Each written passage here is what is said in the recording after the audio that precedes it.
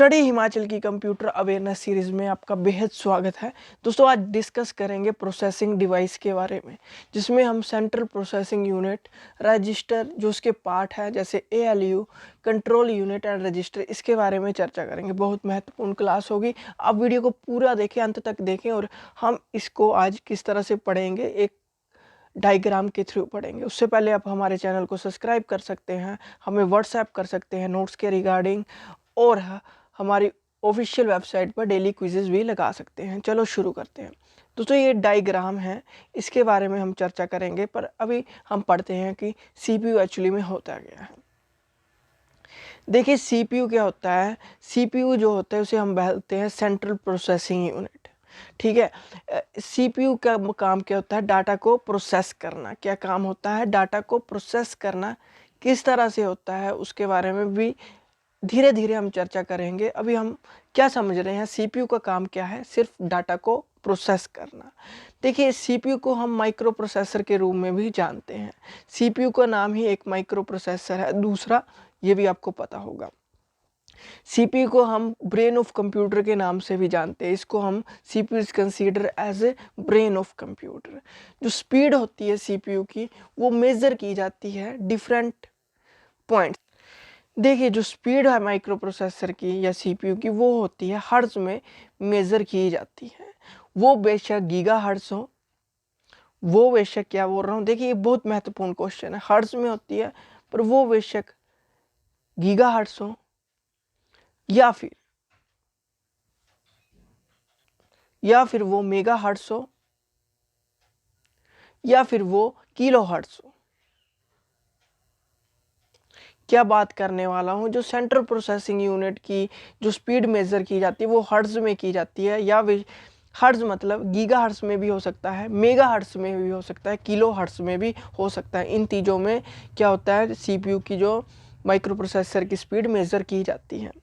CPU का क्या कहने वाला हूँ, जो सीपीयू का मेन वर्क क्या होता है? सीपीयू का मेन वर्क होता है CPU convert all the supplies input into required output as per the instruction supply by the user. जो भी इंस्ट्रक्शन यूज़र प्रोवाइड करता है सीपीयू को कीबोर्ड के थ्रू, ठीक है, उसके बीच में कोई ना कोई प्रोसेसरिंग होती है, उसके बारे में भी चर्चा करेंगे।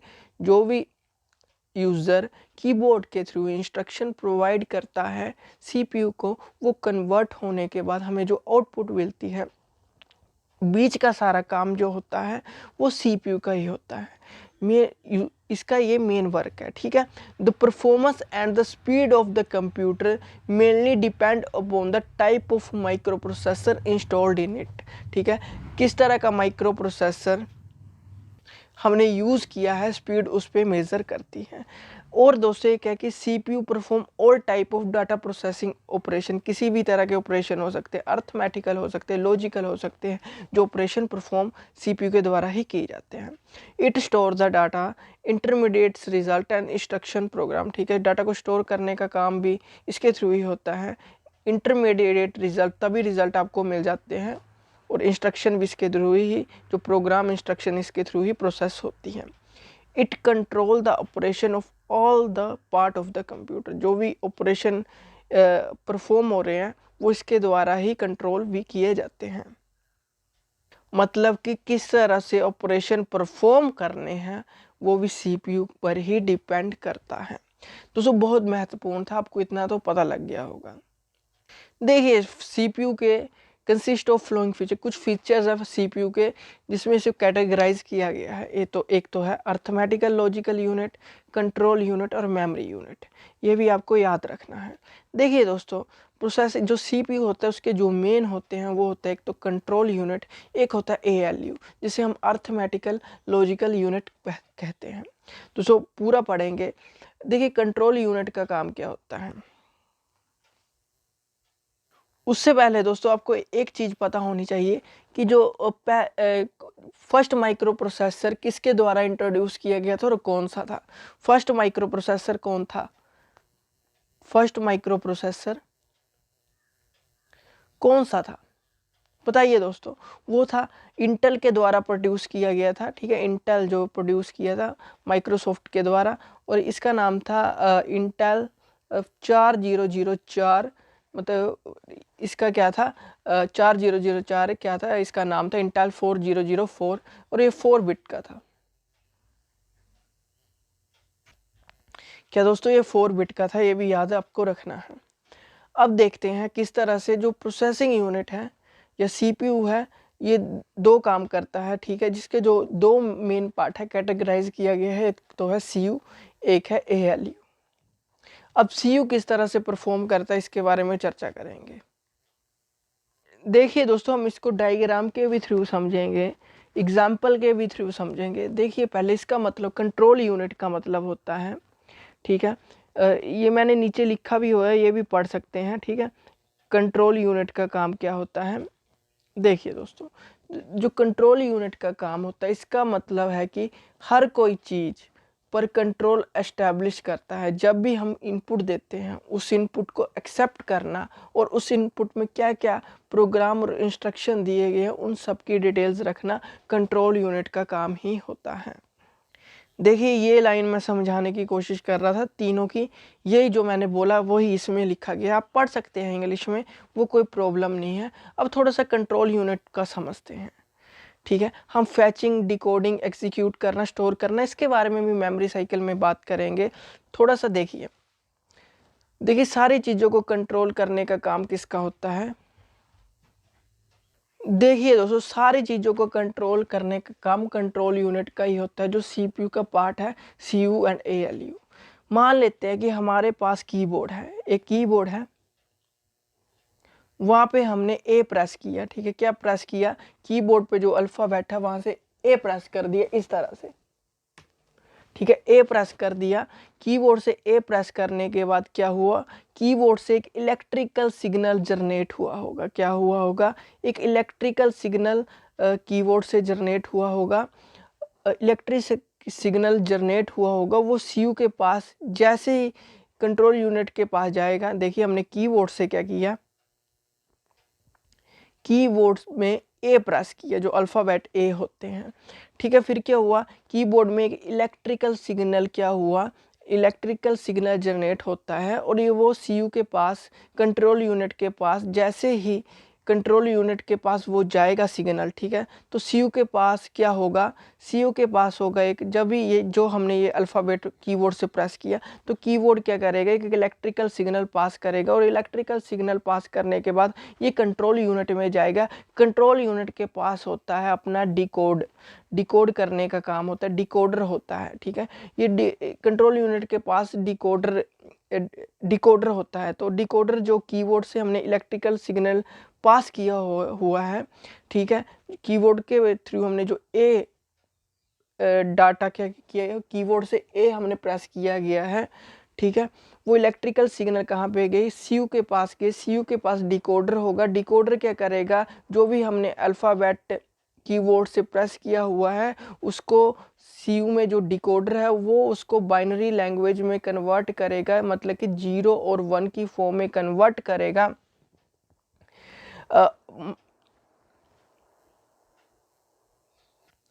देखिए दोस्तों, बाइनरी लैंग्वेज में कन्वर्ट हो गया, मतलब जो कीबोर्ड से जो इलेक्ट्रिकल सिग्नल या एनालॉग सिग्नल आया है, डिकोडर उसको क्या करेगा, जो सीयू के पास डिकोडर है उसमें जो बाइनरी लैंग्वेज में कन्वर्ट हो जाएगा। जब बाइनरी लैंग्वेज में डाटा कन्वर्ट हो गया तो कंट्रोल यूनिट को पता लग जाएगा कि कीबोर्ड से ए प्रेस हुआ है। फिर जो कंट्रोल यूनिट एक इलेक्ट्रिकल सिग्नल प्रोड्यूस करेगा और वो जो अल्फ़ाबेट है हमें कहाँ पे शो होगा, मॉनिटर पर शो होगा। यही इसकी क्या है, एडवांटेज या कैरेक्टरिस्टिक्स है या इसकी यूजेस हैं, ये आपको याद रखना है। देखिए अर्थमेटिकल लॉजिकल यूनिट का काम क्या होता है, एएलयू का क्या काम होता है। देखिए एएलयू का काम होता है, फंक्शनिंग क्या होती है एएलयू की, ये पढ़ सकते हैं आप, इतना इतना मैंने लिखा हुआ है, इसको आप इजीली पढ़ सकते हैं। एएलयू का काम होता है सभी तरह के ऑपरेशन परफॉर्म करना, जिस तरह से response, ALU is responsible for arithmetical and logical operation, जैसे मल्टीप्लिकेशन, एडिशन, डिवाइड, सब्ट्रैक्शन, ये सभी काम किसके होते हैं, अर्थमेटिकल लॉजिकल यूनिट के ही काम होते हैं।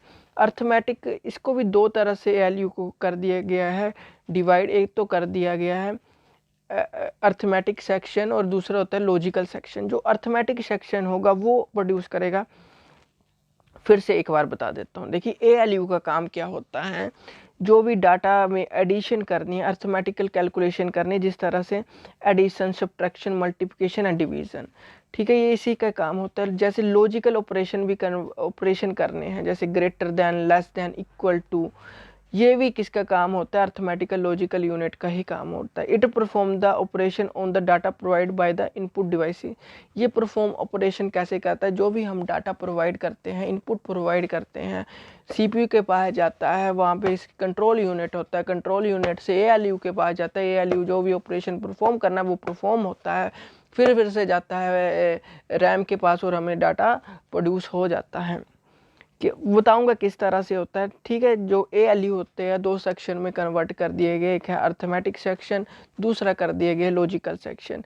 जो अर्थमेटिकल होगा वो करेगा सिर्फ addition, subtraction, multiplication and division, और दूसरा होगा जो लॉजिकल होगा वो मैंने बता दिया, फंक्शन परफॉर्म करेगा लॉजिकली, जैसे less than, equal to, greater than, less than, equal to, इस तरह से ये ऑपरेशन परफॉर्म करेगा। ये आपको याद रखना है।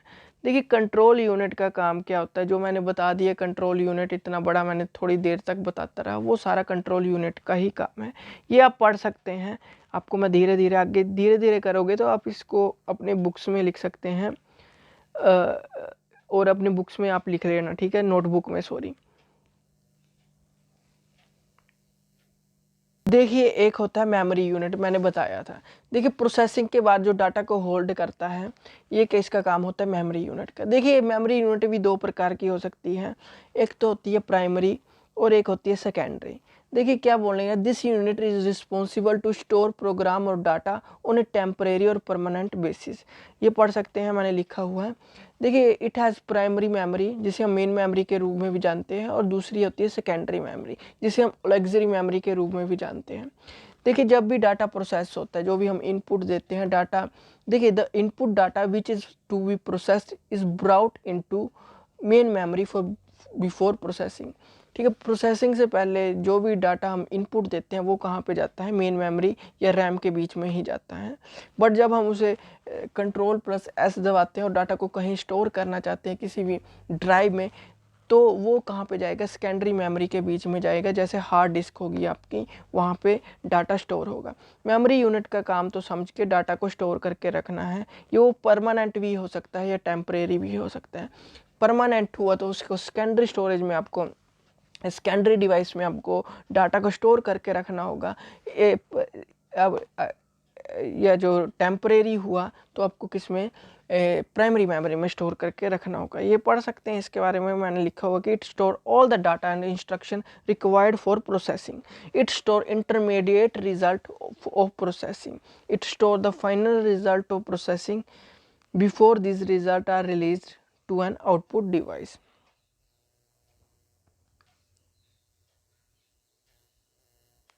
All input and output are transmitted through the main memory।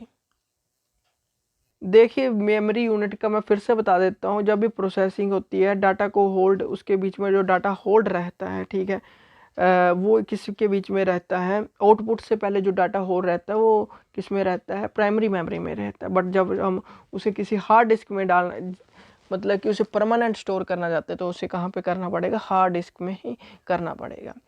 देखिए अब इसको समझते हैं, हमने इतना पढ़ लिया, अब हम समझते हैं इसके बारे में, डायग्राम के बारे में। देखिए आपको डायग्राम दिख रही होगी, किस तरह से डायग्राम है। देखिए हमारे पास इनपुट है, ये इनपुट है हमारे पास, ठीक है।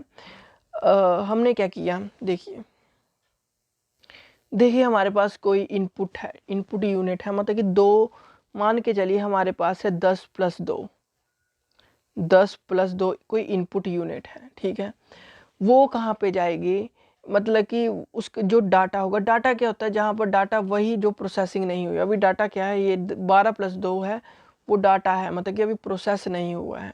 प्रोसेस कब होगा, जब हमारे पास एक आउटपुट मिल जाएगी। डाटा है 10+2, ये डाटा जाएगा हमारे पास प्राइमरी स्टोरेज में, प्राइमरी स्टोरेज में जाएगा। प्राइमरी मेमोरी में जो से ट्रांसफ़र होके ये डाटा कहाँ पे जाएगा हमारा, ये जाएगा सीपीयू के अंदर। सीपीयू के अंदर भी मैंने आपको बताया था 2 पार्ट है, कंट्रोल यूनिट और अर्थमेटिकल लॉजिकल यूनिट। देखिए ये कंट्रोल यूनिट इस ये जाएगा सीधे कंट्रोल यूनिट के पास, ठीक है, सीधे जाएगा। जो हमने 10+2 पहले प्राइमरी मेमोरी में गया, फिर वो चला गया कंट्रोल यूनिट के पास। फिर क्या होगा, कंट्रोल यूनिट इसको डिकोड करेगा, ठीक है, कि बाइनरी लैंग्वेज में डिकोड करेगा। फिर ये चला जाएगा कहाँ पे, एएलयू के पास, ठीक है, एएलयू के पास चल जाएगा। तो एएलयू क्या करेगा, 10+2 को कौन सा ऑपरेशन इसमें परफॉर्म करना है, इसको पता लग गया कि हमने प्लस का ऑपरेशन परफॉर्म करना है। कंट्रोल यूनिट को पता लग गया था। ये अर्थमेटिकल यूनिट लॉजिकल यूनिट में ये जो ऑपरेशन है परफॉर्म होगा। यहाँ से क्या होगा, परफॉर्म होने के बाद क्या होगा, अर्थमेटिकल लॉजिकल यूनिट ने क्या कर दिया, डाटा परफॉर्म कर दिया। मतलब कि यहाँ पे ये बन गया 12 बन गया है। ये फिर से 12 वापिस आएगा कंट्रोल यूनिट के पास, ठीक है। कंट्रोल यूनिट फिर ये क्या करेगा, इसको फिर से प्राइमरी स्टोरेज के पास भेजेगा।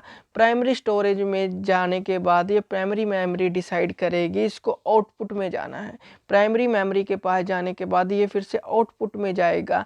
आउटपुट में जाने के बाद आपको 12 शो कहाँ पे होगा, आपकी स्क्रीन पे शो होने लग पड़ेगा। फिर क्या होगा, आप चाहोगे, ठीक है, मतलब कि फिर आप चाहोगे इसको स्टोर करना चाहते हैं, आपको बार बार इसकी ज़रूरत है इसकी, ठीक है। जैसे हम वर्ड पे कोई डॉक्यूमेंट लिखे हैं, आपने इसे स्टोर करना चाहते हैं, तो इसको स्टोर परमानेंट करना चाहते हैं तो उसको सेकेंडरी मेमोरी में भेजना पड़ेगा, जैसे हार्ड डिस्क में, जहाँ पे आप डेली इसको ओपन कर सकते हैं, ठीक है। नहीं करना चाहते हैं तो आप प्राइमरी स्टोरेज में रख के आउटपुट के बाद आप उसे बाहर चल जाओ तो वो कहीं पे डाटा स्टोर नहीं होगा, टेम्परेरी डाटा होगा। बट परमानेंट करना चाहते हैं तो उसको सेकेंडरी स्टोरेज में लाना ही पड़ेगा। देखिए एक इसमें क्या बोलते हैं, एक बहुत ज़्यादा महत्वपूर्ण आता है क्वेश्चन की मशीन साइकिल क्या होती है।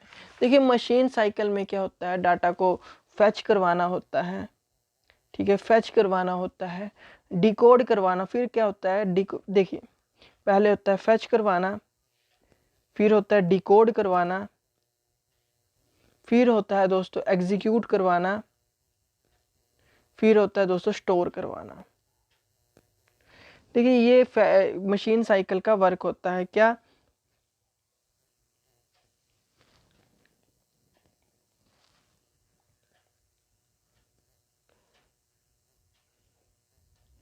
क्या कहने की बात कर रहा हूँ, देखिए मेन मेमोरी से डाटा क्या किया, फैच हुआ, कंट्रोल यूनिट के पास गया, फिर कंट्रोल यूनिट के पास जाने के बाद क्या होगा, दूसरा स्टेप क्या होगा, डाटा को डिकोड करना है। डिकोड करने का मतलब है कि जो भी ऑपरेशन है, कौन सा ऑपरेशन परफॉर्म करना है, लॉजिकल करना है, अर्थमेटिकल करना है, कौन सा ऑपरेशन परफॉर्म करना है। यहाँ पे डाटा क्या होगा, डिकोड होगा, मतलब कि बाइनरी लैंग्वेज में कन्वर्ट होगा। फिर क्या होगा, जो भी ऑपरेशन परफॉर्म होना है वो जाएगा यहाँ पे एएलयू में, ठीक है। एएलयू में वो ऑपरेशन परफॉर्म होने के बाद क्या होगा, फोर्थ काम क्या होगा, फिर से जो रिजल्ट होगा आउटपुट हमें मिल जाएगी, ठीक है। एएलयू एग्जीक्यूट कर देगा कमांड, जैसे हमने 10+2 बोला था, यहाँ पे जाके वो 12 बन जाएगा। 12 बनने के बाद क्या होगा, फिर हमें जो आउटपुट मिल जाएगी, ठीक है, दोबारा जो आउटपुट मिलेगी 12 वो मेन मेमोरी में चली जाएगी। मेन मेमोरी में आपको स्क्रीन पे जो डाटा शो होने लग पड़ेगा, पर वो टेम्परेरी स्टोर होगा। उसे परमानेंट स्टोर करने के लिए आपको किसी ड्राइव में डालना पड़ेगा, हार्ड डिस्क में डालना पड़ेगा, तो ही वो परमानेंटली डाटा स्टोर होगा। देखिए आगे देखिए कि रजिस्टर क्या होते हैं। देखिए रजिस्टर क्या होते हैं, रजिस्टर देखिए कंट्रोल यूनिट के अंदर जो सबसे ज़्यादा इम्पोर्टेंट सर्किट होता है वो होता है रजिस्टर ही होता है। किसके अंदर, कंट्रोल यूनिट के अंदर जो सबसे इम्पोर्टेंट सर्किट होता है वो रजिस्टर ही होता है। रजिस्टर एक ऐसी डिवाइस होती है जो मेमोरी को तो स्टोर करती है बट बहुत कम डाटा को स्टोर करती है।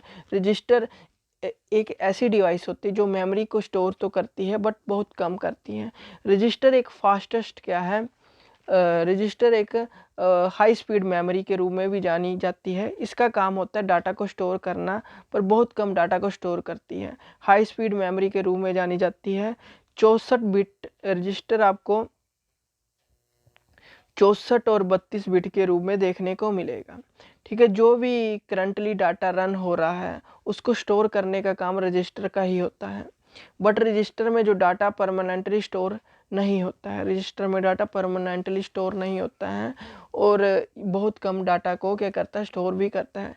जितना बड़ा रजिस्टर होगा उतना ही ज़्यादा क्या होगा, डाटा की स्पीड होगी, हाई स्पीड क्या होगी, जो जितना बड़ा रजिस्टर होगा उतनी ही उसकी स्पीड होगी। रजिस्टर एक याद रखना है, register is a collection of flip flop. Register is a collection of, एक क्वेश्चन बनता है कि फ्लिप फ्लॉप पर रजिस्टर कलेक्शन होता है फ्लिप फ्लॉप का। Register is a collection of flip flop. Register is a collection of flip flop. Register 1 bit data store करता है, मतलब कि जो रजिस्टर है 1 बिट डाटा स्टोर करता है, मतलब कि 0 और 1 की फॉर्म में। फ्लिप फ्लॉप 2 ही स्टेट में रह सकते हैं। जो फ्लिप फ्लॉप होता है, जो रजिस्टर कलेक्शन होता है फ्लिप फ्लॉप का, ठीक है, फ्लिप फ्लॉप होता है 2 ही स्टेट में रह सकते हैं, या तो 0 या 1 की फॉर्म में। 0 होता है मतलब कि डाटा ऑन है, डाटा, और इसका मतलब होता है डाटा ऑफ है, ऑफ है ये, ठीक है। ये जो जो 0 का मतलब होता है वो होता है ऑफ, और ये होता है ऑन, 1 होता है ऑन, ये याद आपको रखना है। रजिस्टर भी 2 टाइप के हो सकते हैं, जनरल पर्पस और स्पेशल पर्पस रजिस्टर। इसके बारे में भी चर्चा करेंगे पर नेक्स्ट वीडियो में हम देखेंगे। Thank you and have a nice day. Bye bye. God bless you all.